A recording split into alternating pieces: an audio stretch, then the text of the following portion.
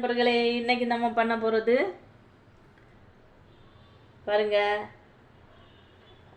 உருளைக்கிழங்கு வச்சு சமோசா பண்ண போகிறோம். இந்த சமோசா சீட்டு வந்து பாருங்கள் எவ்வளோ நைஸாக இருக்குன்னு. இந்த சீட்டு வந்து எப்படி பண்ணுறதுங்கிறது அந்த வீடியோ நேற்றுக்கு நான் போட்டிருக்கேன், பாருங்கள். சூப்பராக இருக்குது. குட்டி குட்டியான சமோசா பண்ண போகிறேன். இது அதுக்கு தேவையான பொருட்கள் பாருங்கள்.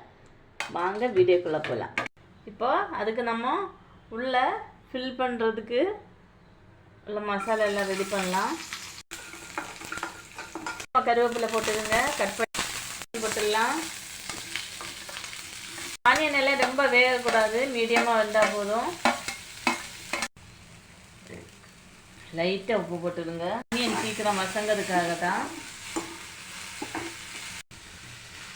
உருளைக்கிழங்கு வந்து வேக வச்சு மசிச்சு வச்சுருக்கேன்.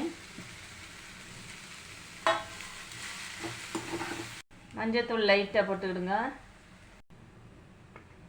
கொஞ்சமாக மிளகுத்தூள் போட்டுக்கிடுங்க, கொஞ்சமாக கரம் மசாலா போட்டுக்கிடுங்க. உப்பு கம்மியாக இருக்குது நண்பர்களே, அதனால் கொஞ்சம் கூட உப்பு போட்டுக்கலாம். கொஞ்சமாக கொத்தமல்லி இலை போட்டுக்கலாம். சமோசா பண்ணுறதுக்கு ஸ்டஃபிங் ரெடி ஆயிடுச்சு. நண்பர்களே, இங்கே பாருங்கள் சமோசா சீட்டு. இது நான் வீட்டில் பண்ணது தான் சமோசா சீட்டு. இந்த மாதிரி பண்ணிவிடுங்க. வீட்டில் குட்டி குட்டியாக சமோசா வேணும்னு இது நாங்கள் ஒரு வாட்டி சென்னை போயிருந்தோம். எங்கள் அக்கா வீட்டுக்கு போயிருந்தோம் சென்னையில். அப்போது அங்கேருந்து இன்னொரு இடத்துக்கு நாங்கள் சென்னையில் தானே போயிருந்தோம். அப்போ அந்த இடத்துல ஒரு வயசான அம்மா வந்து இந்த மாதிரி குட்டி குட்டியான சமோசா அப்போ அங்கேருந்து சாப்பிட்டது. அதுக்கப்புறம் வீட்டில் ஒரு வாட்டி பண்ணி கொடுத்தேன் பிள்ளைங்களுக்கு, ரொம்ப விருப்பப்பட்டு. அதுக்கப்புறம் ரொம்ப நாளாக கேட்டுகிட்டே இருந்தாங்க, எனக்கு பண்ண முடியலை. இன்னைக்கு தான் அதுக்கு டைம் வந்தது.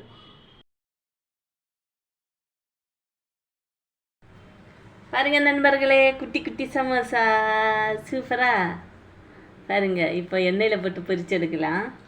வாங்க நண்பர்களே, சமோசா பொரிச்சு எடுக்கலாம். பாருங்க குட்டி குட்டி சமோசா ஹாப்பியாக இருக்குது, பார்க்கறதுக்கே அழகாக இருக்கா. பாருங்க நண்பர்களே, சமோசா ரெடி. நண்பர்களே, நம்ம சமோசா ரெடி. குட்டி குட்டி சமோசா பாருங்க, பார்த்தீங்களா? சூப்பராக ஆயிடுச்சு, ரெடி ஆயிடுச்சு. இந்த வீடியோ பிடிச்சிருந்தா மறக்காமல் சப்ஸ்கிரைப் பண்ணி சப்போர்ட் பண்ணுங்கள் நண்பர்களே.